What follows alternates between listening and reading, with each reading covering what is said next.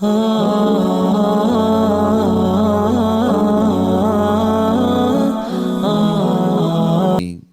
kalimat yang mulia agar kita bisa berhubungan dengannya, dan juga dengan kalimat sederhana setiap orang bisa mengucapkan ini, segala kebutuhan kita akan dipenuhi olehnya. Serta kita panjatkan salawat dan taslim, selalu saja salam hormat penuh dengan cinta dan rindu kepada manusia yang telah Allah perintahkan kepada kita untuk mengucapkannya. Dan tentu ini karena bentuk iman kita kepada Allah dan juga sekaligus untuk balas jasa dari kebaikan manusia terbaik ini yang telah menghabiskan 23 tahun dari masa hidupnya, 13 tahun di Mekah demi untuk agama ini, dicaci maki, dianggap penyihir, penyamun, puncaknya diusir dari kampung halamannya, dan 10 tahun fase Madinah semuanya dengan penyempurnaan agama sehingga kita bisa merasakan kenikmatan panduan hidup agama Islam.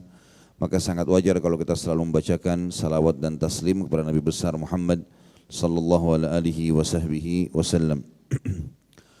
Melanjutkan bahasan kita, kitab Tadhkirah yang ditulis oleh Imam Qurtubi rahimahullah, dan kita masuk ke judul baru, kemana perginya ruh dan bagaimana keadaannya setelah keluar dari tubuh. Dimulai dari Abu Al-Hasan Al-Qabisi rahimahullah berkata, madhab yang sahih dan menjadi pegangan Ahlus Sunnah wal Jamaah ialah bahwa ruh itu setelah keluar dari tubuh diangkat oleh para malaikat sampai dihadapkan kepada Allah Subhanahu wa taala. Lalu Allah menanyainya.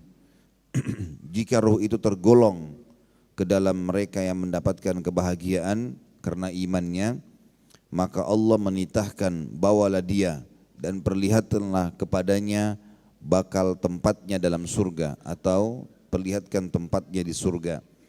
Maka para malaikat pun membawanya masuk ke dalam surga selagi jasadnya dimandikan. Jika jasad orang itu telah dimandikan dan dikafani, maka ruhnya dikembalikan dan dimasukkan di antara kafan dan jasadnya. Oleh karena itu ketika jasadnya dibawa di atas geranda atau keranda, dia dapat mendengar perkataan orang-orang yang baik maupun yang buruk. Dan apabila disolati dan sampai di kuburan, maka ruh itu dikembalikan lagi. Dan orang itu didudukkan sebagai manusia yang bernyawa dan berjasad. Kemudian dua malaikat datang menemuinya untuk mengujinya, sebagaimana akan diterangkan nanti. Artinya makna dua paragraf ini, kalau menurut Abul Hasan Al-Qabisi rahimahullah yang dinukil oleh Imam Qurtubi, ada prosesi keluarnya ruh, kematian, berpisah sementara, kemudian pada saat dia lagi dikafani, dikembalikan ruhnya tapi belum masuk ke jasadnya, masih bersama dengan kafan atau jasad yang dikafani tadi. Kemudian pada saat masuk ke kuburan, menurut pendapatnya adalah dimasukkanlah ruh tersebut juga ke dalam kuburan, lalu ditanyakan. Dari Amr bin Dinar, dia berkata, tidaklah seseorang meninggal dunia melainkan ruhnya ada di tangan malaikat. Mayit itu melihat bagaimana jasad dirinya dimandikan, bagaimana dikafani, dan bagaimana dia dibawa berjalan, lalu dia duduk dalam kuburan. Abu Hamid berkata dalam kitabnya Kashful Ulum Al-Akhirah, atau membongkar semua yang berhubungan dengan akhirat, kurang lebih terjemahnya seperti itu ya. Apabila malaikat maut telah mencabut nyawa seseorang yang mendapat kebahagiaan karena imannya, maka nyawanya itu dibawa oleh dua malaikat yang berwajah rupawan, berpakaian indah dan beraroma harum. Mereka membungkusnya dalam kain sutra surga seukuran batang pohon kurma. Sosoknya tetap sebagai manusia yang tidak hilang akalnya maupun ilmunya yang telah diperolehnya di dunia. Para malaikat membawa nyawa itu naik ke angkasa atau ke langit. Selama dalam perjalanan nyawa itu melewati umat-umat yang telah lalu dan generasi-generasi yang telah lampau, bagaikan belalang yang tersebar hingga akhirnya mencapai langit terendah. Maka ketua rombongan mengetuk pintu lalu ditanya, siapa kamu? Maksudnya malaikat yang membawa ruh itu akan mengetuk pintu langit dan ditanya oleh malaikat penjaga langit, siapa kamu? Maka penjaga itu pun atau pembawa ruh itu berkata, aku adalah Salsail dan ini yang kubawa adalah Fulan, sambil menyebut namanya yang terbaik dan yang paling disukainya. Maka penjaga pintu itu berkata, sebaik-baik orang adalah Fulan, karena dia tidak ragu dalam keyakinannya. Khusus sampai paragraf sini, di sini ada perkataan aku adalah Salsail. Sebagian ulama yang menukil atau mendukung riwayat ini yang dinukil oleh Abu Hamid dalam Kashfu Ulumul Akhirah dalam buku beliau mengatakan adalah nama malaikat itu sendiri yang membawa ruh ke langit. Kemudian sampailah rombongan di langit kedua, maka malaikat itu mengetuk pintu dan ditanya siapa kamu, maka penjaga langit pun dari malaikat berkata seperti tadi. Para penjaga pintu berkata, selamat datang fulan, ahlan wa sahlan. Saatnya selamat datang atau selamat bertemu. Dia selalu menjaga sholatnya dengan semua kewajibannya. Makna sampai paragraf sini, setiap langit punya pintu dan setiap pintu ada penjaganya. Serta untuk menembus langit-langit tersebut ada amal-amal yang akan memudahkan kita atau ruh kita akan naik sampai ke langit ketujuh tadi. Karena di pintu pertama dikatakan yang menyebabkan pintu langit terbuka di pintu pertama, di langit pertama karena dia penuh dengan keyakinannya, yakin Islam benar, dia meninggal dalam keadaan Islam. Di langit kedua dikatakan selamat datang karena dia menjaga sholatnya dengan semua kewajibannya. Kemudian lewatlah mereka hingga sampai ke langit ketiga. Lalu malaikat itu mengetuk pintu lagi, malaikat rahmah yang membawanya atau kasih sayang yang membawanya. Dan ditanya lagi oleh penjaga pintu langit ketiga, siapa kamu ini? Maka ketua rombongan menjawab, di sini itu terjemahan kurang tepat ketua rombongan ini ya. Terjemahan yang paling tepat adalah malaikat yang membawa ruh itu. Menjawab seperti jawaban pertama dan kedua, kalau ini adalah Fulan bin Fulan, digunakan namanya si mayit yang paling baik di dunia. Maka para malaikat pintu langit ketiga menjawab atau mengucapkan selamat datang Fulan.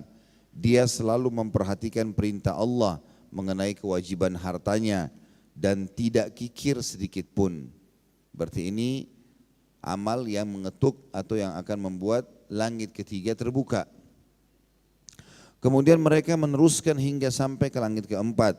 Lalu pemimpin malaikat tadi mengetuk lagi pintu yang membawa ruh ini dan ditanya siapa kamu, maka dia menjawab seperti jawaban tadi dan mendapat sambutan selamat datang Fulan, dia telah berpuasa sebaik-baiknya dan menjaganya dari perkataan-perkataan kotor dan makanan yang haram. Kemudian sampailah mereka ke langit kelima, lalu malaikat tadi juga mengetuk pintu dan ditanya siapa kamu ini. Lalu dia jawab seperti tadi juga dan mendapat sambutan selamat datang Fulan. Fulan ini maksudnya si mayit ya. Dia telah menunaikan haji wajib tanpa dibarengi dengan sum'ah dan riya. Sum'ah ini sebenarnya mencari nama lah ya.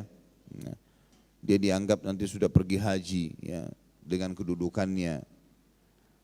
Kemudian sampai ke langit ke-6, ketua rombongan atau malaikat tadi itu mengetuk lagi pintu dan ditanya siapa kamu, maka dia menjawab seperti tadi dan mendapat sambutan selamat datang orang-orang saleh jiwa atau selamat datang orang yang saleh jiwa yang baik dan banyak berbakti kepada kedua orang tuanya. Lalu pintu pun dibukakan untuknya. Akhirnya sampai dia di langit ke-7, maka malaikat yang membawanya, malaikat rahmah mengetuk pintu lagi dan ditanya siapa kamu oleh penjaga malaikat pintu langit ke-7. Maka dia menjawab seperti tadi dan mendapat sambutan selamat datang Fulan. Dia banyak beristighfar saat dini hari, bersedekah secara diam-diam dan menjamin anak-anak yatim. Lalu dibukakanlah pintu. Kemudian lewatlah rombongan itu hingga tiba di Saradiqatul Jalal ya, atau kemah-kemah keagungan. Ketua rombongan mengetuk pintu dan ditanya siapa kamu, maka dia jawab seperti tadi juga dan mendapat sambutan selamat datang ahlan wa sahlan, hamba yang soleh dan jiwa yang baik. Dia banyak beristighfar, beramar ma'ruf dan bernahi mungkar dan memuliakan orang-orang miskin. Dan mereka terus berjalan dan bertemu dengan para malaikat, semuanya senang menerima kedatangannya dan menyalaminya, sehingga sampailah di Sidratil Muntaha. Lalu malaikat yang membawanya mengetuk pintu dan ditanya, siapa kamu? Maka dia menjawab seperti tadi dan mendapat sambutan, selamat datang fulan, ahlan wa sahlan, amalnya soleh, ikhlas semata-mata karena Allah. Lalu dibukakan pintu. Kemudian mereka melewati lautan api, melewati lautan cahaya, melewati lautan kegelapan, melewati lautan es, lalu melewati lautan embun. Lautan-lautan itu panjangnya masing-masing 1000 tahun perjalanan. Kemudian mereka menembus hijab yang terpasang pada arsy Tuhan yang Maha Pengasih. Hijab-hijab itu sebanyak 80.000 kemah dan mempunyai beberapa balkon. Pada masing-masing kemah ada 80.000 balkonnya, teras maksudnya. Di atas setiap balkon ada 80.000 bulan. Mereka semua bertahlil kepada Allah, bertasbih dan mensucikannya. Andaikan salah satu dari bulan-bulan itu muncul ke langit bumi atau ke langit dunia yang terendah, niscaya dia disembah sebagai Tuhan selain Allah dan niscaya akan membakar cahaya langit. Artinya saking indahnya ya. Ketika itulah ada panggilan dari hadrat Allah lewat belakangan kemah-kemah tersebut, nyawa siapakah yang kalian bawa? Maka para malaikat menjawab, fulan bin fulan. Selanjutnya Allah yang Maha Agung bertitah, dekatkan dia. Kamu adalah sebaik-baik hamba, wahai hambaku. Dan ketika nyawa itu dihadapkan ke hadirat Allah, dia merasa malu dikarenakan beberapa perbuatan tercela dan hina yang telah dia pernah perbuat. Sehingga dia mengira dirinya pasti binasa. Namun Allah telah memaafkannya. Tentu sampai di sini, ya, seseorang yang mentahkik buku ini, jadi bukan Imam Qurtubi, karena Imam Qurtubi menulis dan menukil. Ada seseorang yang datang lalu mentahkik dan memberikan footnote mengatakan sampai di sini dia belum menemukan riwayat ini. Jadi butuh penelusuran kembali. Tapi ini Imam Qurtubi nukil, ya, dinukil sebagai informasi. Untuk memastikan semua ini tentu butuh waktu untuk mencari riwayat ini. Tapi kalau kita kembali kepada riwayat yang sahih, maka tidak seperti ini rinciannya. Riwayat yang sahih berbunyi, pada saat baginda Nabi SAW mengantar jenazah seorang sahabat dan sudah dimasukkan ke dalam kuburan, maka Nabi SAW berkata, ketahuilah kalau ruh orang beriman akan meninggal dunia, maka akan datang kepadanya 3 sosok malaikat. 2 malaikat kasih sayang di kiri kanannya membawa kain kafan dari surga, dan 1 malaikat maut yang ada di ubun-ubun kepalanya. Sambil mengatakan kepadanya, hai jiwa yang baik, keluarlah kepada rahmat Tuhanmu. Maka ruhnya pun keluar seperti cepatnya air yang keluar dari mulut kendi. Kemudian setelah itu dibawa oleh malaikat rahmat dibungkus dengan kain kafan dari surga, kemudian dibawalah ke langit. Dan di langit pertama, malaikat ini mengetuk pintu dan penjaga malaikat langit berkata, siapa kamu? Maka dia pun mengatakan, siapa bersamamu, bukan siapa kamu ya. Riwayat ini kan tadi dalam buku kita siapa kamu. Malaikat itu ditanya. Kalau di yang riwayat yang sahih, yang sudah pasti, itu tidak dikatakan seperti itu, tapi dikatakan siapa yang bersamamu. Maka disebutlah namanya fulan bin fulan, namanya si mayit yang paling baik di dunia. Kemudian malaikat pun membukakan pintu, begitu terus sampai langit ke-7. Dan semua malaikat di langit 1 sampai langit 7 berharap ruh ini lewat di sisi mereka. Karena kata Nabi SAW, ruh itu mengeluarkan bau yang lebih wangi daripada bau kasturi. Dan mudah-mudahan termasuk kita insya Allah ini. Kemudian setelah itu riwayat ini diringkaskan atau ringkas saja.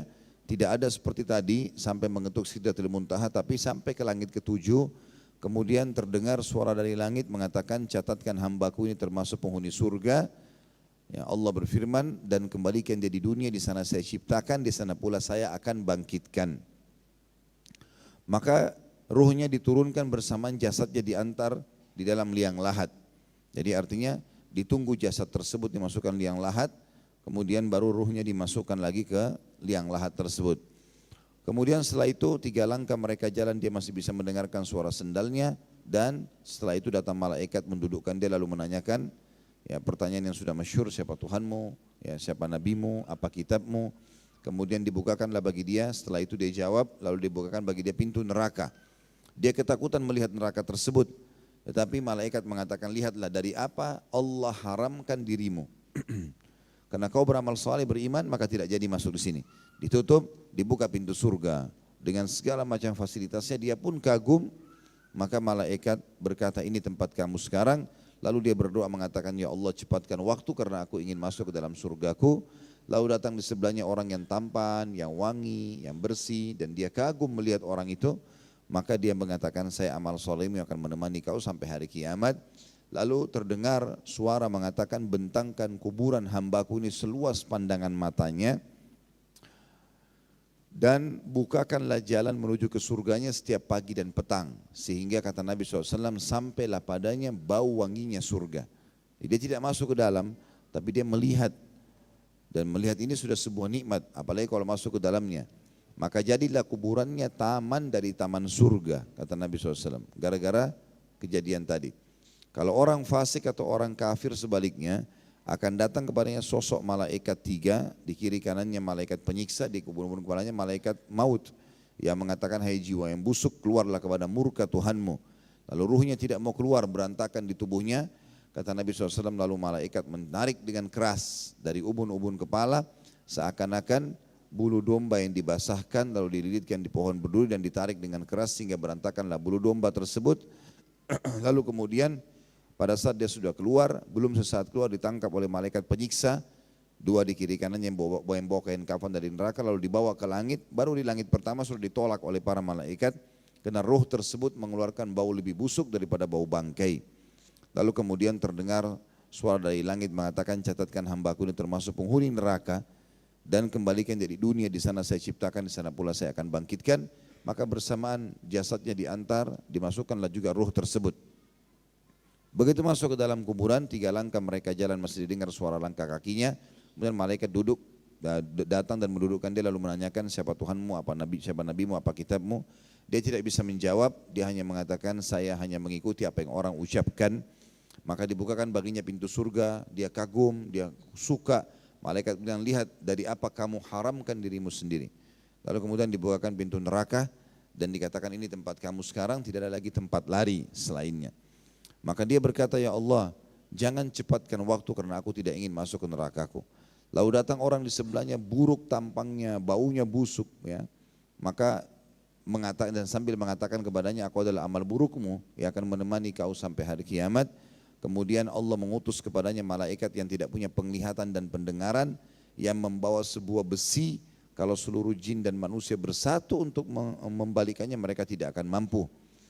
Kemudian dihantamkan ke kepala si mayit, maka hancurlah dia. Begitu terus sampai hari kebangkitan, maka jadilah kuburannya lubang dari lubang neraka.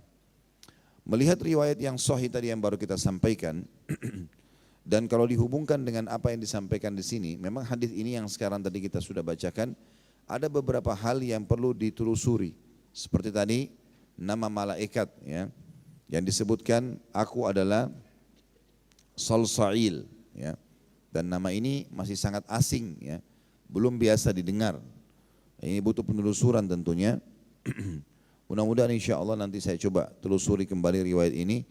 Kemudian juga tentang masalah adanya 80.000 bulan yang ada di bawah arsy-Nya Allah atau di Sidratil Muntaha. Ya. Kita lanjutkan, demikianlah kata beliau, sebagaimana diriwayatkan dari Yahya bin Aksum Al-Qadi, bahwasanya dia ditampakkan dalam mimpinya setelah meninggal. Maka dia ditanya, apa yang Allah lakukan terhadapmu? Yahya bin Aksum ini adalah salah satu qadi, hakim di negeri Syam, terkenal dengan kesolehannya.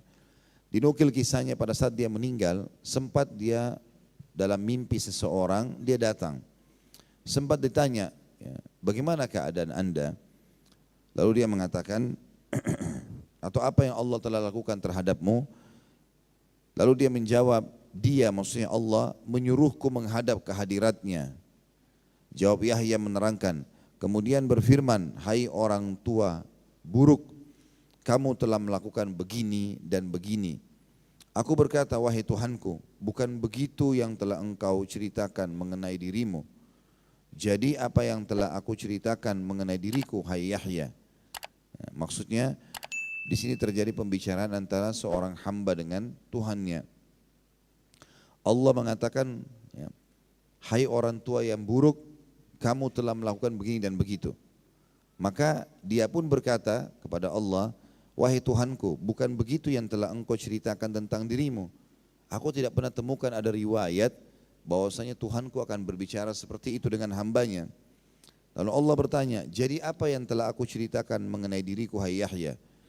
Maka dia pun menjawab, telah cerita kepadaku Az-Zuhri dari Ma'mar, dari Urwah, dari Aisyah, dari Nabi SAW, dari Jibril, dari engkau yang maha suci bahwasanya engkau telah berfirman, sesungguhnya aku malu menyiksa orang-orang yang telah beruban dalam Islam. Maka Allah pun berfirman, hai Yahya, kamu benar. Benar pula Az-Zuhri, Ma'mar, Urwah, Aisyah, Muhammad dan Jibril, dan sungguh aku ampuni kamu. Ini sebuah riwayat, juga di situ ditulis footnote nomor 1. Di atas sudah disebutkan pembicaraan mengenai ini, maksudnya pernah ada disebutkan riwayat yang mirip dengan ini. Ya. Kemudian dari Ibnu Nabata, ketika dia ditampakkan dalam mimpi, dia ditanya, apa yang telah Allah lakukan terhadapmu? Maka dia pun menjawab, Allah telah menyuruh aku menghadap ke hadiratnya. Jawab Ibnu Nabata menerangkan, lalu dia berfirman, kamu orang yang lancar bicara, sampai orang mengatakan alangkah fasihnya dia. Maka aku katakan, maha suci engkau, sesungguhnya aku telah menyifati engkau. Maksudnya aku telah meyakini keberadaanmu. Allah berfirman, katakan apa yang kamu katakan di dunia. Maka aku berkata, mereka dihancurkan Tuhan yang telah menciptakan mereka. Mereka dibikin diam oleh Tuhan yang telah membuat mereka bicara. Dan Tuhan akan mengadakan mereka kemari atau menghadapkan mereka kemari di akhirat sebagaimana dia telah meniadakan mereka, dan dia akan menghimpun mereka kembali sebagaimana dia memisahkan mereka. Maka Allah berfirman kepadaku, kamu benar, pergilah, sesungguhnya aku benar-benar telah mengampuni kamu. Ini riwayat. Jadi sampai sini paragraf 2 kisah tentang orang ini yang sudah meninggal adalah kisah yang dinukil, ya. Tapi karena kita kajian kitab Bapak Ibu sekalian, maka saya harus baca semuanya. Nanti kita akan berikan kesimpulan di akhir, ya. Jadi kajian kitab memang kita harus membaca semuanya. Nanti akan kita telusuri tentang kesahihannya, penguat riwayatnya, atau pendapat ulama yang berhubungan dengan masalah statement seperti ini. Dan ini memang cukup banyak kita temukan kalau dalam kisah para salafus saleh. Banyak di antara mereka yang sudah meninggal kemudian datang di mimpi orang lain, ya. Seperti kisah tentang istrinya Harun al-Rashid. Dia rutin sekali bersedekah, baik itu membiayai orang pergi haji, orang jihad, bahkan dia pernah membangun bendungan air Zam-Zam di wilayah antara Arafah ke Muzdalifah untuk memberikan minum seluruh jemaah haji. Dan zaman dulu tidak ada ledang air kayak kita sekarang, jadi menggunakan unta dengan kendi-kendi yang besar lalu diisi gitu. Maka dia pun meninggal, dan sebelum dia meninggal orang banyak berbicara. Pada saat dia meninggal orang banyak bicara mengatakan orang ini di surga karena banyak sekali amal solehnya. Kemudian ponakan dia yang sering dia bantu dan sangat dekat dengan dia mimpi ketemu sama tantenya ini. Lalu dia bertanya, apa yang telah Allah lakukan dengan engkau hai tanteku? Maka istrinya Harun Rashid mengatakan, sungguh seluruh amal yang pernah saya kerjakan hancur dan musnah. Tidak satu pun diterima oleh Allah. Maka kata keponakannya, bagaimana dengan biaya jemaah haji? Bagaimana dengan biaya jihad? Bagaimana dengan penampungan air Zam-Zam antara Arafah dan Muzdalifah? Maka kata dia, semuanya saya lakukan riya. Lalu ponakannya tanya, lalu bagaimana keadaanmu sekarang? Kata dia, Allah telah mengampuni aku dengan amal-amal wajib yang pernah aku kerjakan dan sholat malam yang aku kerjakan tanpa ada manusia melihatnya. Ini dinukil dan masyhur di kisah ini di kalangan para ulama. Juga ada kisah yang lain, ada 2 orang sahabat yang saling janji satu sama yang lain, kalau siapapun yang meninggal lebih dulu memohon kepada Allah untuk datang dalam mimpi temannya. Maka pada saat itu pun salah satunya meninggal dan temannya mimpi benar bertemu dengan yang sudah meninggal ini. Dan pada saat itu ditanyakan kepada dia, apa yang sudah Allah lakukan padamu? Dia mengatakan, Allah sudah memaafkan kesalahanku dan menerima amal-amalku. Lalu kemudian temannya yang masih hidup melihat di leher sebelah kanannya ada bercak berwarna hitam. Maka dia pun tanya temannya yang sudah meninggal, apa itu? Maka dia mengatakan itu adalah utangku. Kata si mayit, itu adalah utangku 50 dirham kepada Yahudi yang bernama Fulan yang belum aku bayarkan. Maka ambillah di ruang tamu rumahku dan bayarkanlah kepadanya. Maka dia pun mengatakan baiklah saya akan lakukan. Karena dalam mimpi tidak bisa diatur perkataan tapi muncul seperti itu saja. Lalu kemudian sebelum dia bangun dari mimpinya, orang yang sudah meninggal mengatakan, ketahuilah apapun yang terjadi di dunia dari kerabat kami dan teman-teman kami akan disampaikan kepada kami. Dan hari ini telah disampaikan atau kemarin telah disampaikan kepadaku kalau kucing di rumahku meninggal atau mati. Maka temannya pun bangun lalu kemudian datang ke rumah temannya ini lalu mengatakan kepada istrinya apa yang sudah dia lihat tentang suaminya yang meninggal.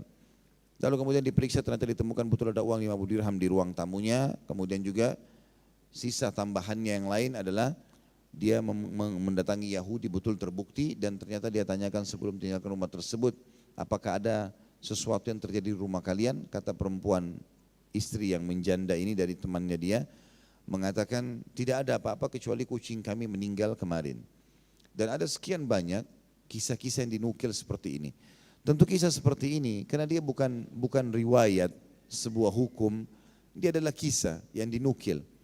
Ada kemungkinan benar, ada kemungkinan tidak, gitu kan. Jadi dia didatangkan hanya untuk menguatkan saja.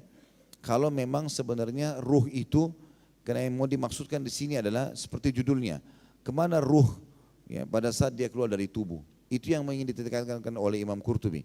Dia keluar, dia ke langit, lalu kembali ke alam barzah atau di kuburan.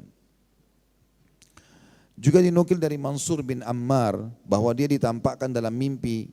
Maka ditanya, apa yang telah Allah lakukan kepadamu? Lalu dia menjawab, dia Allah menyuruh aku menghadap ke hadiratnya. Jawab Mansur, lalu berfirman, bawa apa kamu datang kepadaku hai Mansur? Lalu kata Mansur, membawa 36 kali haji. Tapi dia Allah menolak. Sambil berfirman, tidak ada yang aku terima satupun, tegasnya. Kemudian dia bertanya pula, bawa apa lagi kamu datang kepadaku hai Mansur? Lalu aku menjawab, membawa 360 kali khatam Al-Quran. Namun juga Allah menolaknya. Kemudian dia bertanya pula, bawa apa lagi kau kepadaku hai Mansur? Maka aku menjawab, aku datang membawa kepadamu, aku datang kepadamu membawa engkau ya Allah, maksudnya imanku kepadamu. Maka Allah SWT berfirman, sekarang barulah kamu benar-benar datang kepadaku, pergilah aku telah mengampunimu. Di antara manusia ada yang ketika baru sampai di kursi sudah mendengar seruan tolak dia, maksudnya di arsy-Nya Allah. Dan ada pula yang ditolak ketika baru akan sampai ke wilayah hijab-hijab tadi. Adapun yang sampai kepada Allah Subhanahu wa taala hanyalah orang-orang yang telah mengenalnya. Sampai sini tentunya yang dinukil oleh Imam Qurtubi berhubungan dengan ruhnya orang beriman. Dan saya sudah bahasakan tadi teman-teman sekalian, karena ini beda buku maka kita akan bacakan semuanya. Dan untuk menyimpulkan semua paragraf tentang orang beriman ini, kita datangkan tadi riwayat yang sahih. Kalau memang ruh akan keluar dari jasad dan juga akan bertemu dengan Allah Subhanahu wa taala walaupun belum melihat zatnya Allah. Karena melihat zatnya Allah sudah pernah kita sebutkan, itu nanti kalau seseorang sudah masuk ke dalam surga di akhirat nanti. Dan yang kita pegangi tentu riwayat yang sahih sudah saya jelaskan tadi ya. Kalau rincian masalah kema 80.000, ada bulan, kemudian nama malaikat tadi, Salsail, itu semua butuh penelusuran insya Allah. Sekarang kita masuk ke penjelasan masalah nyawa orang kafir. Adapun nyawa orang kafir, maka dicabut secara paksa. Oleh karena itu mukanya seketika berubah menjadi seperti orang yang memakan buah labu pahit. Sementara malaikat berkata kepadanya, keluarlah hai nyawa yang busuk dari jasad yang busuk. Maka berteriaklah si kafir itu sekeras-kerasnya, lebih keras daripada teriakan keledai. Dan apabila Israel telah mencabutnya, dan ini juga tentu nama Israel ini butuh penelusuran lagi ya, dalam riwayat-riwayat yang sahih yang sudah pasti ada Jibril, Mikail dan Israfil ya. Kemudian disebutkan juga dalam Al-Quran Malik, penjaga neraka. Sementara nama-nama malaikat yang lain ini butuh penelusuran riwayat-riwayat atau tentang kesahihannya. Tapi masyhur di lisan orang-orang muslim, Israel adalah malaikat pencabut ruh. Dan apabila Israel telah mencabutnya, maka dia serahkan nyawa si kafir itu kepada para malaikat juru siksa atau Zabaniya yang berwajah buruk, berbaju hitam dan berbau busuk. Di tangan mereka ada kain kasar dari rambut. Mereka membungkus nyawa itu di dalamnya, maka berubah menjadi sosok manusia seukuran belalang saja. Padahal orang kafir itu sebenarnya lebih besar tubuhnya daripada orang mukmin. Maksudnya besar tubuhnya kelak di akhirat, sebagaimana diriwayatkan dalam kitab Sahih bahwa geraham orang kafir di neraka adalah sebesar gunung Uhud.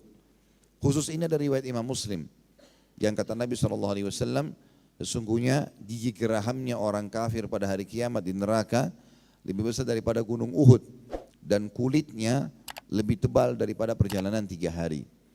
Itu memang ada diriwayatkan dalam riwayat yang sahih, dan ini sudah saya jelaskan dalam kajian kitab masalah surga dan neraka. Tetapi penjelasan tentang adanya malaikat bernama Israel dan juga penjelasan bahwasanya malaikat tersebut akan menyerahkan si mayit yang kafir ini kepada Zabaniya, dan Zabaniya adalah malaikat penjaga neraka untuk disiksa. Ini tentu apalagi disebutkan cirinya, dikatakan berwajah buruk, berbaju hitam dan berbau busuk. Ini butuh penelusuran riwayat lagi ya. Penelusuran riwayat dalam arti kata memang butuh dipastikan dalam buku-buku yang lain tentang kesahihan riwayat khusus paragraf ini. Dan ini memang belum saya telusuri sama sekali, karena memang saya melihat atau saya kemarin biasanya saya ambil dulu beberapa riwayat ini kemudian saya pastikan sebelum pengajian. Tapi kemarin karena ada kegiatan umroh saya nggak sempat, maka saya belum menelusuri riwayat ini ya. Jadi insya Allah ini menjadi PR saya akan sampaikan ke Bapak Ibu nanti tentang masalah kasus nama malaikat yang membawa tadi Salsail dan juga 80.000 bulan dan tenda, serta juga nama malaikat Israel dan Zabaniya yang dikatakan sebenarnya dalam riwayat atau dalam buku ini berwajah buruk. Ini butuh penelusuran insya Allah. Kalau masalah riwayat yang mengatakan orang kafir dibesarkan pada hari kiamat di neraka itu betul, dan cukup banyak riwayat yang berhubungan dengan masalah itu. Di antaranya hadis Sahih Bukhari Muslim, kalau orang-orang kafir akan ditebalkan kulit mereka setebal perjalanan 3 hari, dan tempat duduknya antara Mekah dengan Hijr, ya kurang lebih perjalanan 1000 km ya. Dan itu memang menyebutkan atau itu memang disebutkan tentang masalah besarnya tubuh mereka di neraka untuk beratnya siksaan. Kalau semut kita ingin pukul bagian perutnya itu agak sulit karena dia kecil sekali. Kalaupun kita memukulnya mungkin semua tubuhnya akan kena. Tapi kalau gajah karena besarnya kita bisa memukul di titik manapun yang kita inginkan. Maka hikmah daripada dibesarkan badan orang kafir di hari kiamat di neraka adalah supaya dia mudah untuk disiksa. Dan memang dibesarkan. Kalau ada yang bertanya, kalau badan seorang kafir, gigi gerahamnya saja seperti gunung Uhud, bagaimana dengan jasadnya? Berapa miliar orang kafir yang meninggal? Bagaimana luasnya neraka? Maka pernah ada seorang Yahudi bertanya kepada Nabi SAW mengatakan, hai Muhammad, kalian menyangka bahwasanya surga itu seluas langit dan bumi.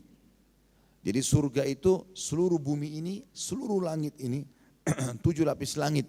Langit pertama aja di kepala kita ini kita tidak pernah lihat ujungnya, maka surga seluas ini semua.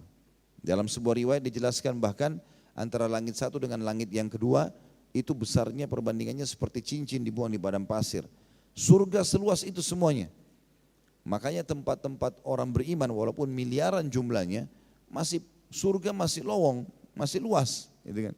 Sampai dalam sebuah riwayat dikatakan, sungguh surga dan neraka akan dipenuhi oleh penghuni-penghuninya. Kalau orang-orang di neraka, maka Allah akan besarkan badannya orang-orang kafir sehingga memenuhi neraka tersebut. Dan kalau surga, Allah ciptakan makhluk-makhluk dari pelayan-pelayan untuk memenuhi surga tersebut. Kita kembali ke riwayat tadi. Kalau Nabi SAW mengingatkan, badan orang kafir akan dibesarkan seperti gunung Uhud, tadi surga dikatakan luasnya seluas langit dan bumi, kata orang-orang Yahudi, pendeta Yahudi. Lalu di mana neraka? Kalau seandainya surga seluas langit dan bumi ini, di mana neraka? Apakah neraka juga sebesar itu? Maka Nabi SAW menjawab dengan hal yang sangat bijak. Beliau mengatakan, Subhanallah, Maha Suci Allah. Kalau begitu di mana malam pada saat siang datang?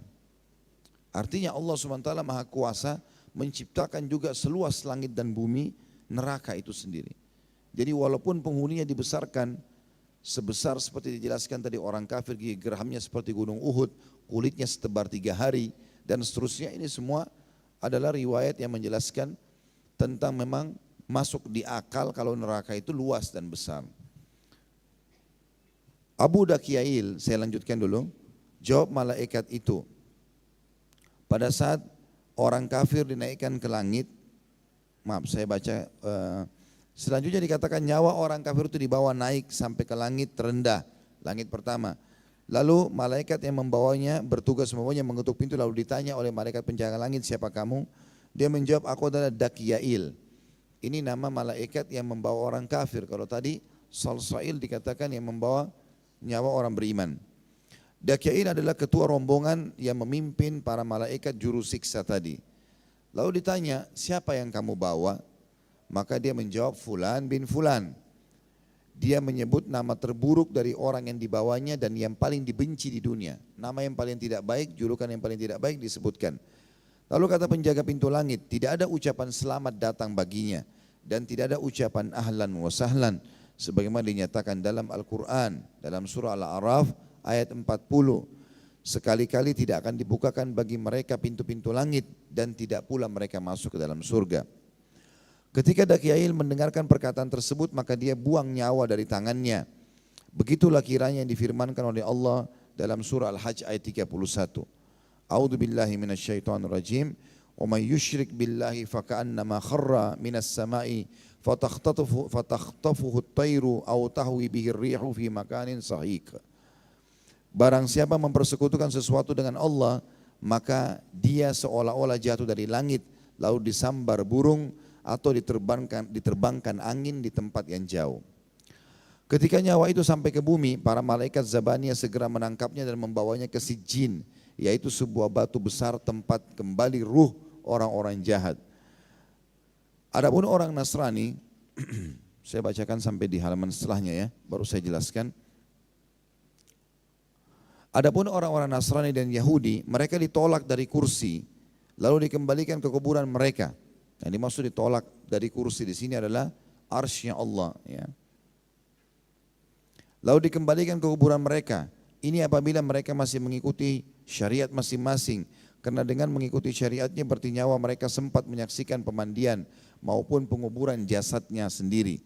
Sedangkan orang musyrik sama sekali tidak dapat menyaksikan peristiwa tersebut karena dia dijatuhkan langsung pada saat itu ke dalam siksaan.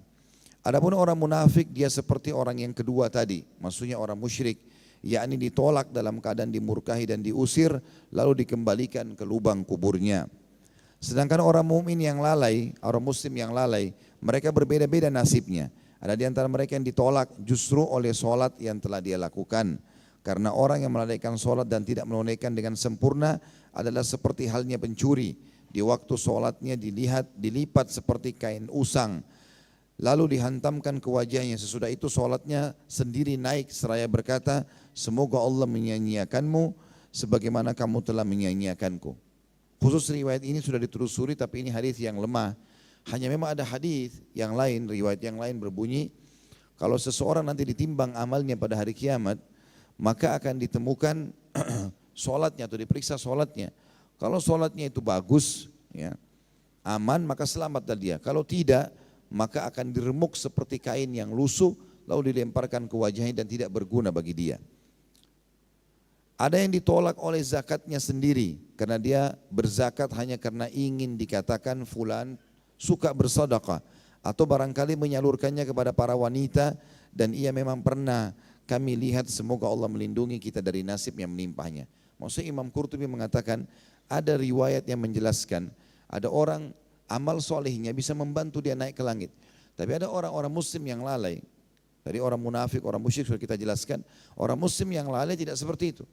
Amal-amalnya malah menolak dia dan amalnya tetap naik ke langit. Lalu melaporkan kepada Allah Subhanahu Wa Taala kalau sebenarnya orang ini tidak layak untuk menerima atau menjadikan saya sebagai penyebab dia masuk ke dalam surga. Jadi dia ditolak oleh amalnya sendiri. Dan ada yang ditolak juga oleh puasanya karena hanya berpuasa dari makan saja dan tidak berpuasa dari perkataan, yakni perkataan keji dan semua perkara yang merugikan. maka dari itu bulan Ramadan muncul lalu memalingkannya. Ada lagi yang ditolak oleh hajinya, karena dia berhaji hanya supaya dikatakan fulan itu haji, atau dia berhaji dari harta yang kotor. Dan ada lagi yang ditolak karena kedurhakaannya, atau karena amal-amal kebaikan lainnya yang hanya diketahui oleh para ulama yang mengerti rahasia-rahasia muamalah dan bagaimana cara membersihkan amal yang semestinya dilakukan semata-mata karena Allah Subhanahu wa taala. Pengertian-pengertian seperti di atas telah diterangkan dalam athar-athar dan khabar-khabar. Contoh misalnya khabar yang diriwayatkan oleh Muadz bin Jabal radhiyallahu anhu tentang ditolaknya amal-amal dan yang lainnya. Tinggal 3 paragraf insya Allah saya bacakan, saya akan terangkan setelah ini dan memberikan beberapa contoh. Ketika nyawa telah dikembalikan lagi ke jasad dan dia dapati jasadnya telah diangkat untuk dimandikan, maka apabila telah hampir usai dimandikan, dia duduk di kepalanya sampai kepalanya itu dimandikan. Dan manakala mayit sudah dimasukkan ke dalam kafan, maka nyawa itu menempel pada dada dari luar kain. Ia teriak keras-keras, "Cepatlah kalian bawa aku kepada rahmat Allah, yakni rahmat yang andaikan kalian tahu maka bawa aku menuju kepadanya." Setelah diberitahu akan bernasib celaka, maka dia berkata, "Perlahanlah kalian, jangan cepat-cepat membawaku kepada azab yang andaikan kalian tahu betapa dahsyatnya azab yang kalian bawa aku menuju kepadanya." Ketika dimasukkan ke dalam liang kubur, lalu ditimbun tanah, maka kubur itu berseru kepadanya, "Dulu kamu bersenang-senang di atas punggungku, sekarang kamu bersedih di dalam perutku. Dulu kamu makan bermacam-macam makanan, sekarang kamu menjadi makanan ulat dan cacing di dalam perutku." Dan masih banyak lagi kata-kata kecaman lainnya sampai tanah diratakan. Lalu datanglah seorang malaikat yang bernama malaikat Ruman memanggilnya. Dia adalah malaikat yang pertama-tama menemui mayit apabila telah dimasukkan ke dalam kubur, sebagaimana akan diterangkan lebih lanjut insya Allah. Dan Allah telah mengetahui alam gaibnya yang lebih bijaksana dan sangat bijaksana. Dari apa yang kita baca tadi 2-3 lembar ini teman-teman sekalian, untuk potongan pertama 5-6 paragraf pertama sudah saya jelaskan riwayat yang sahih tentang ruh keluar.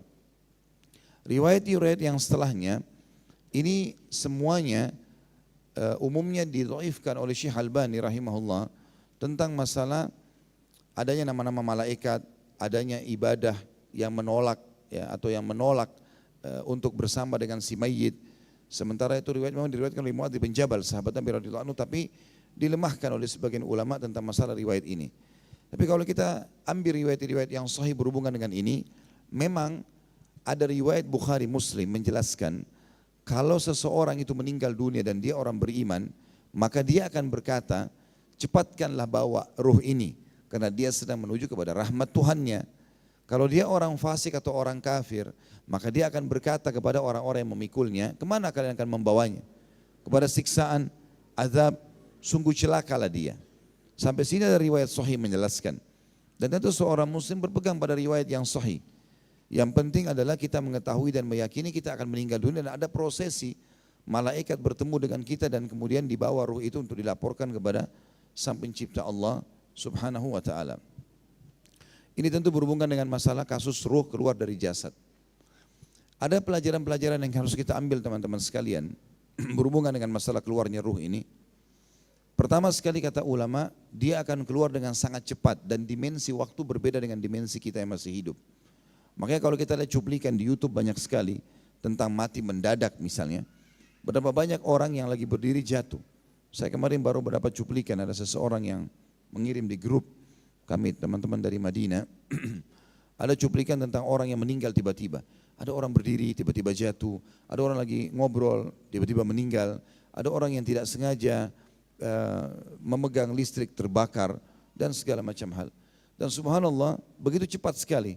Padahal kalau kita telusuri riwayat-riwayat tentang masalah ruhnya akan keluar, prosesi malaikat bisa berbicara, kemudian mencambuknya kalau dia orang kafir dan buruk, dan membawa ruhnya ke atas, itu proses yang kelihatannya panjang sekali. Bagaimana menyatukan antara riwayat-riwayat ini dengan kejadian di depan mata kita. Maka kata ulama, poin pertama dalam masalah kematian harus difahami dimensi waktu berbeda dan memang prosesnya sangat cepat.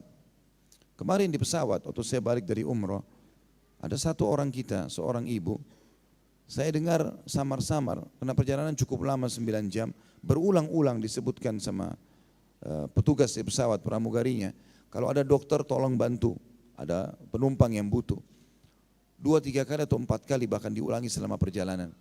Terakhir subhanallah 15 menit sebelum turun di Jakarta, atau setengah jam kurang lebih, ada seorang ibu dibawa dari belakang ke depan. Kebetulan saya di kelas bisnisnya, ada di kelas ekonomi, dibawa ke depan. Lalu ditaruhlah ibu tersebut, saya ada kursi kosong terus di sebelahnya. Ya. Saya lihat orang-orang pada ngumpul semuanya. Waktu itu saya sempat istirahat, lalu saya terbangun, lalu saya berpikir mungkin ibu ini tadi yang mungkin butuh bantuan. Saya pikir orang ini mungkin hanya sekedar mau butuh bantuan medis saja. Ternyata mereka sudah pada kumpul semua dan dadanya sempat ditekan oleh seorang pramugari. Tiba-tiba mereka mengatakan orang ini sudah lewat, sudah meninggal. Padahal baru ditaruh tadi, baru berapa saat. Sementara ditinggalkan karena pesawat harus turun landing, saya sempat memperhatikan, melihat ke arah ibu tersebut, sepintas karena sudah ditutup sama selimut. Saya lalu berpikir pada saat itu, begitu cepatnya mati itu datang. Padahal ibu ini tadi menurut teman-teman travelnya adalah orang-orang yang tadinya aktif biasa, sampai naik ke pesawat pun masih banyak ngomong, kegiatannya masih banyak. Tapi sekarang dia sudah meninggal. Saya jadikan sebagai bahan muhasabah. Bagaimana kalau seandainya terjadi pada saya pada saat itu? Saya pun akhirnya beristighfar kepada Allah SWT untuk mengambil pelajaran dari situ. Betapa mudahnya kematian kalau datang. Ini mirip seperti kasus Hasan Basri rahimahullah. Pada saat beliau pernah mengantar jenazah, lalu beliau berzikir. Ada anak muda di sebelahnya lalu berkata, "Wahai imam, kenapa anda berzikir?" Kata Hasan Basri, "Diamlah wahai anak muda, berzikirlah. Karena yang sedang kita antar sudah enggak bisa berzikir lagi." Maka anak muda tersebut pun sambil berzikir, sambil mendengar nasihat tersebut, lalu kemudian dia sambil berzikir atau mengamalkan apa yang disampaikan oleh Hasan Basri. Kita ambil pelajaran daripada kasus ruh keluar dari jasad ini adalah bagaimana seseorang meyakini itu akan terjadi dan seorang mukmin harusnya hati-hati karena setiap saat bisa terjadi pada dia, tidak ada sesuatu yang menghalangi. Apakah dia sehat, dia sakit, dia tua atau dia muda, bisa terjadi setiap saat. Ya, ini bisa semua terjadi setiap saat dan setiap orang harus siap untuk itu. Dijelaskan di pasal setelahnya masalah cara mati yang berbeda-beda dan masing-masing orang menghadapi dengan kondisi yang berbeda-beda. Di antaranya berfirman atau dalam firman Allah, di sini mungkin kita akan buka Al-Quran karena ada beberapa ayat yang tidak dijelaskan atau ditulis oleh penerbit lafaz Al-Qurannya. Kalau ayat yang pertama tentang orang-orang beriman diwafatkan oleh para malaikat yang baik-baik, tampangnya baik, badannya wangi, ya. Itu disebut dalam surah An-Nahl ayat 32. A'udzu billahi minasyaitonir rajim. Alladzina tatawaffahumul malaikatu thayyibin. Ini bisa kita buka dulu surah An-Nahl ayat 32. Saya ulangi baca ayatnya. A'udzu billahi minasyaitonir rajim. Alladzina tatawaffahumul malaikatu thayyibin yaquluna salamun alaikum udkhulul jannata bima kuntum ta'malun. Itu lanjutan ayatnya. Dan orang-orang yang diwafatkan dalam keadaan baik oleh para malaikat dengan mengatakan kepada mereka salamun alaikum, keselamatan buat kalian, masuklah kalian ke dalam surga itu disebabkan apa yang telah kalian kerjakan. Ayat ini surah An-Nahl surah nomor 16 ayat 32 menjelaskan tentang prosesi orang beriman kalau meninggal dunia, dan ulama tafsir mengatakan malaikatnya datang dengan tampang yang paling sempurna, yang paling baik, dengan cahaya yang terang sebagaimana Allah ciptakan dari cahaya. Kemudian orang beriman itu pun ruhnya akan keluar dalam bentuk cahaya yang terang sambil disambut dengan sambutan yang meriah kayak tadi. Kemudian surah As-Sajdah setelahnya, tapi ini tidak ditulis oleh penerbit di sini Al-Qur'annya, maka kita buka juga surah nomor 32 dalam Al-Qur'an. A'udzu billahi minasyaitonir rajim.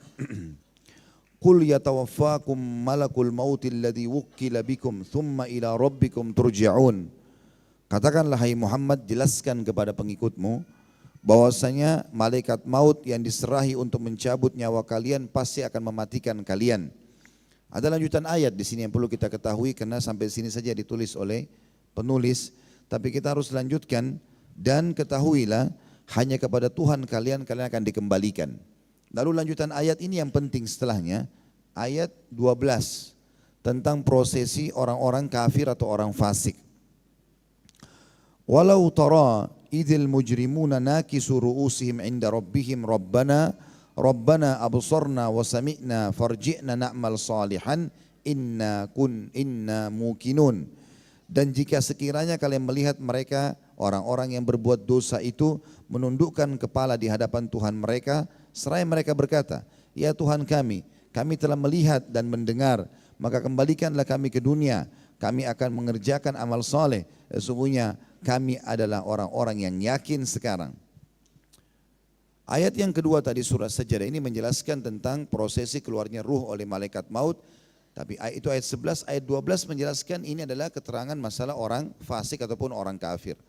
Jadi ternyata Allah Subhanahu wa taala memperlihatkan buat mereka bagaimana beratnya siksaan sehingga mereka minta dikembalikan ke dunia. Dan ini berarti memang ada pembicaraan, ada suara mereka keluar. Tapi kita yang masih hidup tentu tidak bisa mendengar masalah itu.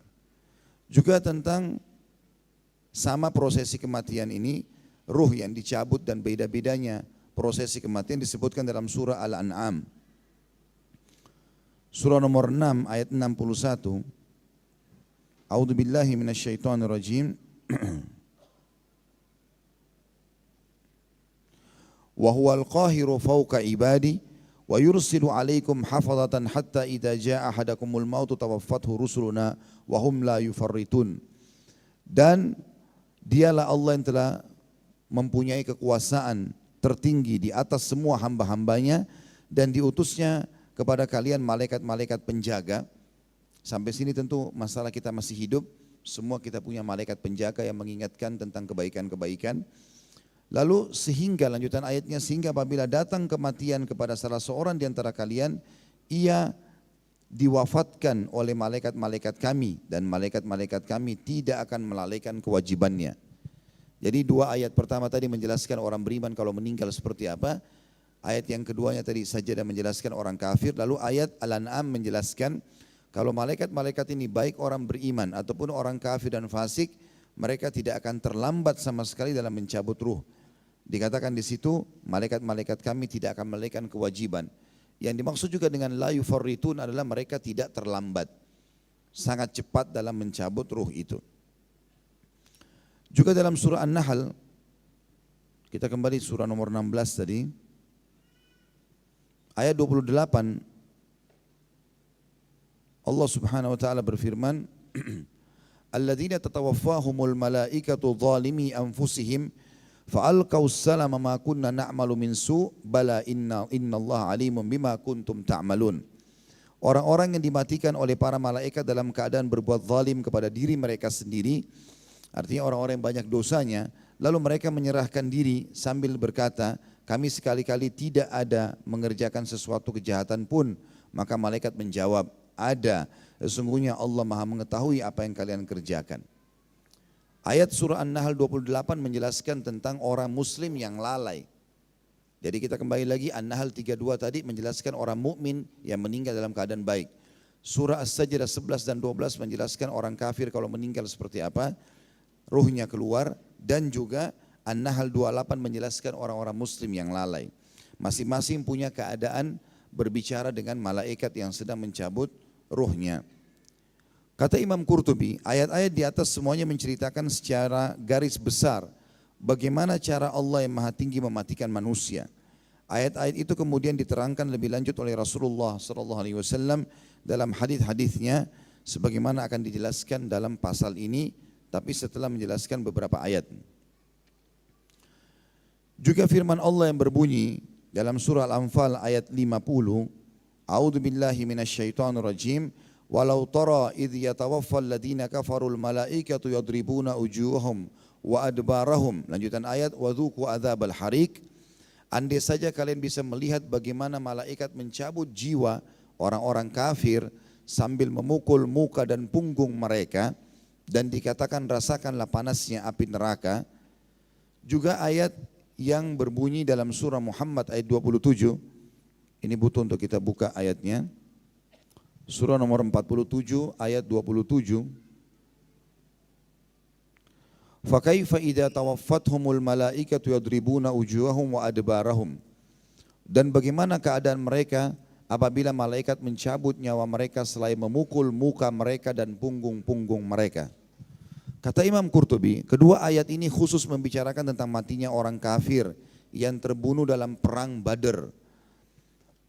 Menurut versi yang disepakati oleh para ahli takwil atau tafsir, sebagaimana dikatakan oleh sebagian ulama, meskipun ada pendapat lain seperti Al-Mahdawi umpamanya, dia mengatakan bahwa orang-orang kafir sampai sekarang pun masih tetap dimatikan dengan cara dipukul dan dihinakan. Jadi prosesi orang mati kafir tadi sudah dijelaskan dalam surah As-Sajdah ayat 12 tadi, kalau mereka akan berbicara dengan malaikat dan malaikat akan menghinakan mereka. Di dalam surah An-Nahl 50 dan Muhammad 27 dijelaskan kalau mereka dipukul wajahnya. Khusus di sini masalah dipukul wajah dan bokong mereka sehingga berbekas. Seperti jenazahnya para orang-orang kafir di Badr, semuanya kelihatan. Wajah mereka belang dan bokong mereka bagian belakang itu seperti hangus terbakar. Dan Nabi SAW menjelaskan kepada para sahabat dalam sebuah riwayat Bukhari, apakah kalian mau bedakan atau tahu mana korban kalian dan mana korban para malaikat? Kata para sahabat, tentu ya Rasulullah. Kata Nabi SAW, semua yang kalian temukan di bagian leher, wajah, dan di bagian jari-jari mereka, itu terputus dengan ada luka terbakar, maka itulah korban malaikat. Sampai ada beberapa sahabat yang mengatakan, saya pernah di perang Badar, ingin menebas leher seorang kafir. Setelah duel dengan dia, pedangnya sudah jatuh. Pada saat saya melayangkan pedang saya untuk menebas lehernya, maka tiba-tiba lehernya sudah terbang sendiri. Dan ternyata dia meninggal dunia. Lalu dia laporkan kepada Nabi SAW, ya Rasulullah, begini kejadiannya. Maka kata Nabi SAW, itu adalah korban para malaikat. Jadi yang dimaksud dengan ayat ini, pendapat umumnya ulama adalah korban-korban Badar. Makanya kita tidak temukan sekarang orang kafir belang wajahnya pada saat meninggal. Karena kalau orang tidak fahami tentang kejadian ini terjadi di perang Badar sebab turunnya dua ayat ini, maka orang akan memahami kenapa ada orang kafir yang meninggal kulitnya masih mulus, wajahnya masih bagus. Mana firman Allah yang mengatakan malaikat akan mencambuk mereka? Ini umumnya pendapat jumhur ulama. Ada pendapat sebagian ulama, diantaranya disebutkan Al-Mahdawi, salah satu dari sekian banyak ulama yang mengatakan ini terjadi pada orang kafir, tapi terjadinya tanpa diketahui oleh orang yang masih hidup. Bagaimana Allah menghantamnya, bagaimana Allah mengizinkan para malaikat memukulnya, itu adalah kuasa Allah subhanahu wa ta'ala. Kata beliau, sementara itu Muslim meriwayatkan atau Imam Muslim dalam sebuah hadis yang panjang, Abu Zamil menceritakan dari Ibnu Abbas radhiyallahu anhu, dia berkata, tak kala ada seorang laki-laki dari kaum muslimin berusaha keras mengejar seorang laki-laki dari kaum musyrikin yang ada di depannya, tiba-tiba dia mendengar suara pukulan cambuk di angkasa dan suara seorang penunggang kuda berseru, cepatlah, hai Haizum. Tiba-tiba dia melihat orang musyrik yang ada di depannya tadi telah roboh terlentang. Dia memeriksanya, ternyata telah terpotong hidungnya dan terbelah mukanya. Dia memeriksanya, ternyata telah terpotong hidung dan mukanya akibat pukulan cambuk. Maka orang-orang menyaksikan peristiwa itu semuanya.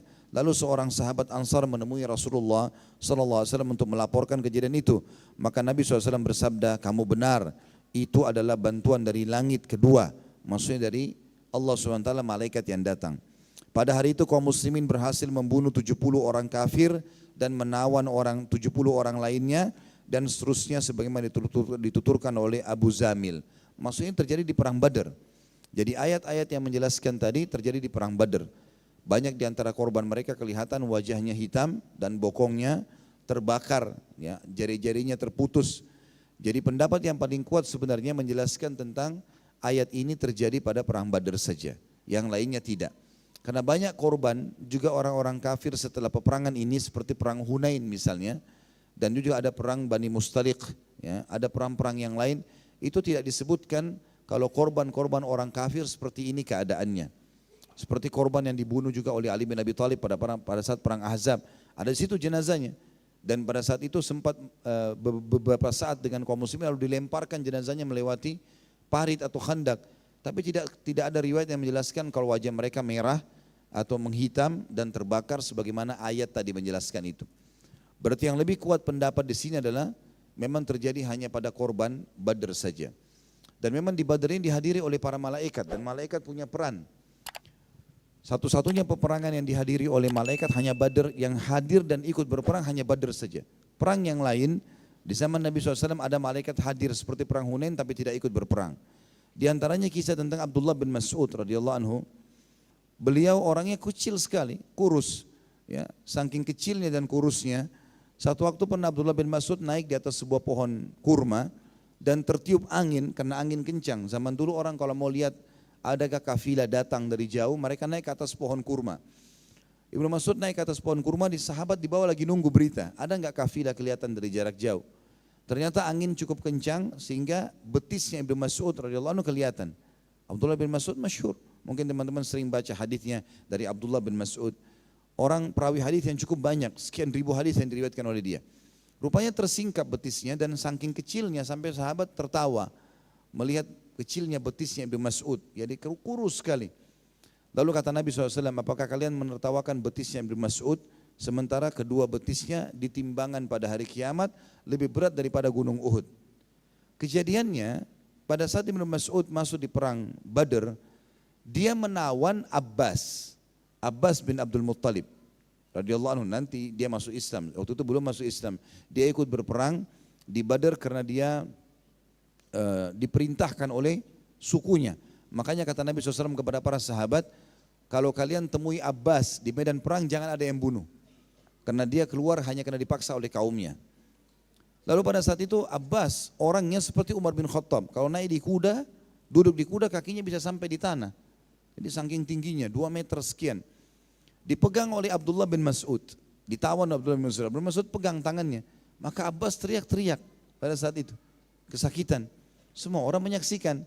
Lalu kemudian berkatalah ya, orang-orang, hai Abbas, ada apa denganmu? Badan sebesar ini, kamu teriak karena dipegang oleh Ibnu Mas'ud yang sekecil itu? Maka kata Abbas, demi Allah seakan-akan tanganku akan patah. Maka Ibnu Mas'ud sempat tertawa melihat kejadian tersebut. Karena memang dia tahu tangannya 2 cukup memegang 1 tangan Abbas. Gitu. Tapi 2 tangannya bisa dipegang dan kesakitan. Gitu. Maka Nabi SAW membisikkan Ibnu Mas'ud sambil berkata, hai Ibnu Mas'ud, jangan kamu bangga dulu karena itu adalah bantuan dari malaikat. Jadi bukan kau yang melakukannya. Kita juga kalau masuk di kancah peperangan teman-teman sekalian harus diketahui sebenarnya tentu kita disuruh punya persiapan ya, punya persiapan kalau mau berperang. Tapi kalau sampai terjadi jihad dan kita lagi berperang, yang membunuh orang-orang kafir sebenarnya itu adalah Allah Subhanahu wa taala, bukan kita. Bukan kita. Jadi walaupun kita tidak punya keterampilan dalam berperang pun kata sebagian ulama, asal kita masuk jihad dan ikhlas, kita bisa membunuh orang kafir, kuasa Allah. Makanya Allah menyebutkan tentang pasukan Nabi SAW, para sahabat, falam taqtuluhum walakinnallaha qatalahum. Kalian tidak pernah membunuh orang-orang kafir itu, tapi Allah yang telah membunuh mereka. Dan ini banyak sekali fakta dalam lapangan tentang masalah kejadian tersebut. Di Badar, para malaikat hadir dan disaksikan oleh para orang-orang kafir dan juga mereka memukul wajah dan bokong orang-orang kafir tersebut dan memutus jari-jari mereka sebagaimana ayat Al-Quran. Di perang Hunain mereka hadir tapi tidak ikut berperang dan banyak orang kafir yang mati di perang-perang lain tapi tidak terjadi ini. Berarti kesimpulan dari paragraf tadi yang kita jelaskan adalah memang kedua ayat tadi lebih cenderung jumhur ulama mengatakan terjadi di Badr. Masalah riwayat yang berbunyi ada seorang sahabat mendengarkan suara cambuk riwayat Imam Muslim dan berbunyi hai Haizum cepatlah. Ada seorang sahabat ini kebetulan datang kepada Nabi SAW lalu berkata, ya Rasulullah, tadi di kancah peperangan ceritanya begini, saya dengar ada suara mengatakan hai Haizum cepatlah. Lalu kemudian seorang kafir tiba-tiba hidungnya dan wajahnya jadi belang dan hidungnya terputus. Maka kata Nabi SAW, itu malaikat yang memanggil temannya untuk segera menghukum, orang kafir yang telah diperintahkan Allah untuk membunuhnya. Jadi memang Haizum adalah nama malaikat di sini. Tapi dia malaikat siapa? Apakah dia termasuk bertugas rombongan dari malaikat maut? Apakah dia malaikat khusus untuk membunuh orang-orang kafir? Allahu a'lam. Tapi ada nama malaikat Haizum dan ini riwayat sahih beda dengan riwayat tadi yang sudah disebutkan sebelumnya, yang belum ada pensahihan atau pencarian tentang masalah kesahihannya.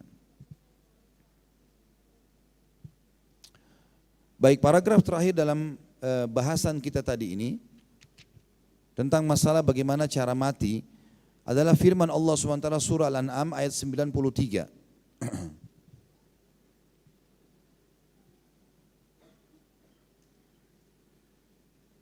Ini juga sama ayatnya tidak ditulis di sini. Al-An'am surah nomor 6 kita lihat ayat 93. A'udzubillahi minasyaitonirrajim.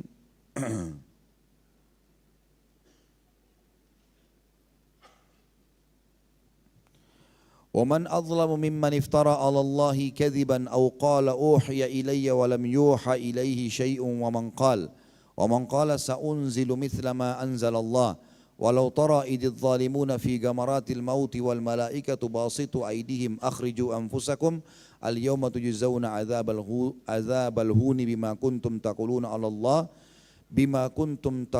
عَلَى اللَّهِ غَيْرَ الْحَقِّ وَكُنْتُمْ عَنْ آيَاتِهِ تَسْتَكْبِرُونَ. Dan siapa yang lebih zalim, kata Allah, daripada orang yang membuat kedustaan terhadap Allah dan berkata, telah diwahyukan kepada saya, padahal tidak ada diwahyukan sesuatu kepadanya. Artinya orang yang dusta mengatakan nabi dirinya padahal bukan nabi. Dan orang yang berkata saya akan menurunkan seperti apa yang diturunkan oleh Allah. Alangkah dahsyatnya sekiranya orang-orang seperti ini. Jadi ini digarisbawahi kalimat alangkah dahsyatnya sekiranya orang-orang seperti ini. Maksudnya ini prosesi kematian orang yang mengaku nabi palsu, ya. Kalau mereka berada dalam tekanan-tekanan sakaratil maut, sedangkan para malaikat memukul dengan tangannya sambil berkata, keluarkanlah nyawa kalian. Di hari ini kamu dibalas dengan siksa yang sangat menghinakan karena kamu selalu mengatakan terhadap Allah perkataan yang tidak benar dan kamu selalu membohongkan diri terhadap ayat-ayatnya. Dan ini subhanallah, ayat ini terjadi dan disaksikan oleh para sahabat pada jenazahnya Musailamah Al-Kadzab, ya, orang yang mengaku sebagai nabi di zaman Nabi SAW atau nabi itu meninggal. Maka pada saat dia meninggal di tangan Khalid bin Walid, dia dibunuh oleh Wahsy, ya, ditombak, dan ditemukan jenazahnya seperti ayat ini dijelaskan. Kalau bagian wajahnya ditemukan ada seperti pukulan yang sangat keras sehingga membuat bagian wajahnya itu seperti gepeng. Dan ini juga terjadi pada orang yang mengaku nabi palsu.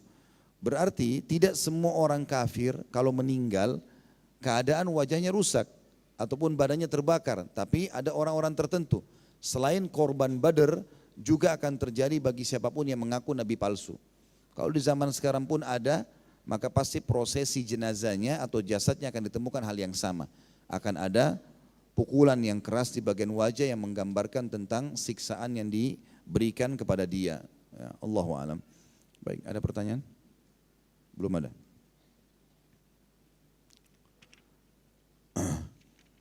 Saya tutup teman-teman sekalian dengan pasal kita di sini.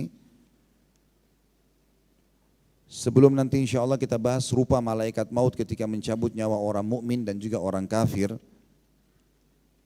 yaitu pencabutan nyawa manusia dalam berbeda tempat dan waktu pada waktu yang sama. Misalnya ada orang mati di Amerika, ada orang mati di Indonesia, seperti apa prosesinya. Kata Imam Qurtubi, jika ada yang bertanya bagaimana cara menggabungkan ayat-ayat tadi di atas atau yang sudah kita bahas sebelumnya, dan bagaimana cara malaikat maut mencabut dalam satu waktu beberapa nyawa manusia yang meninggal di timur ataupun di barat, maka jawabannya adalah bahwa kalimat tawaffa dalam Al-Quran atau tawaffaitu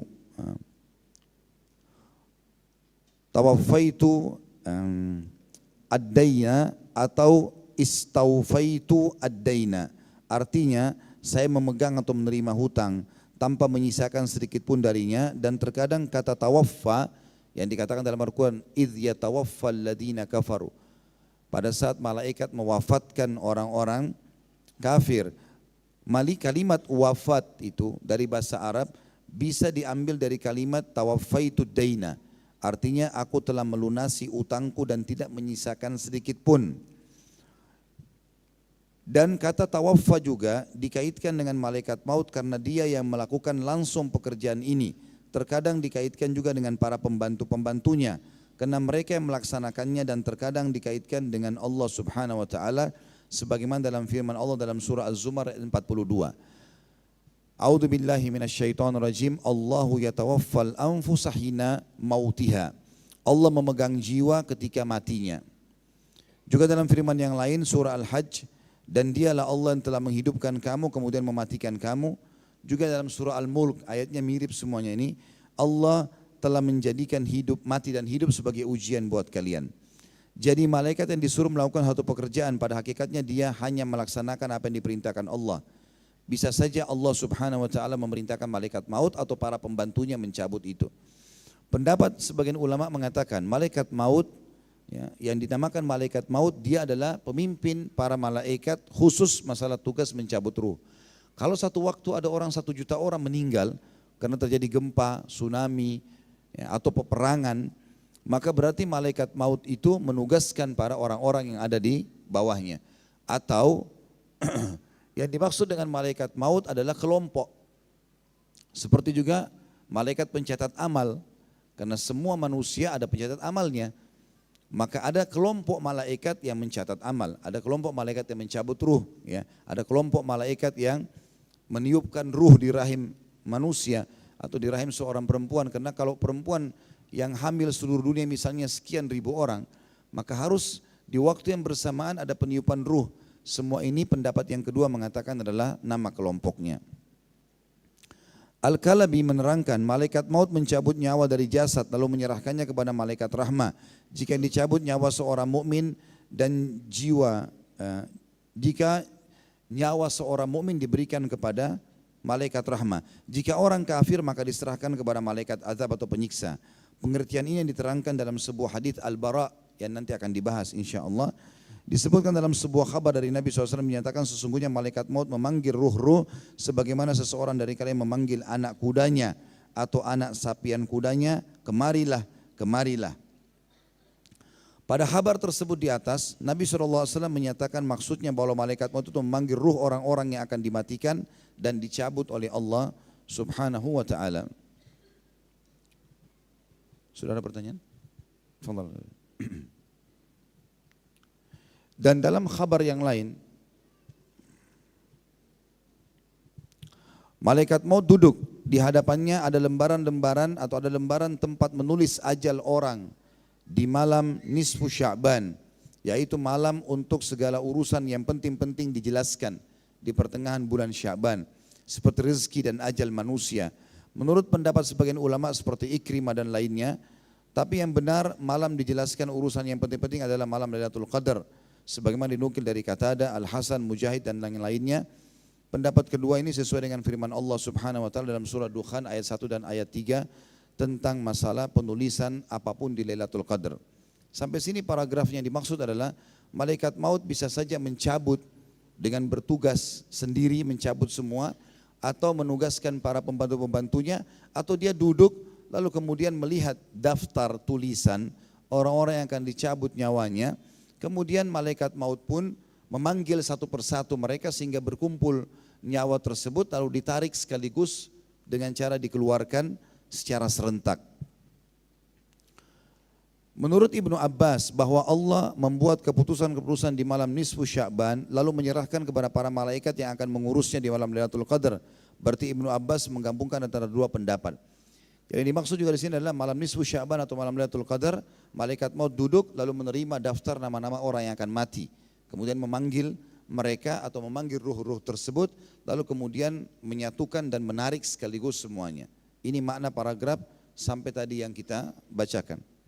Sahdan berkata, apabila usia manusia atau usia orang yang akan dicabut nyawanya telah habis, maka gugurlah dari Sidratul Muntaha selembar daun di mana nama orang itu tertulis.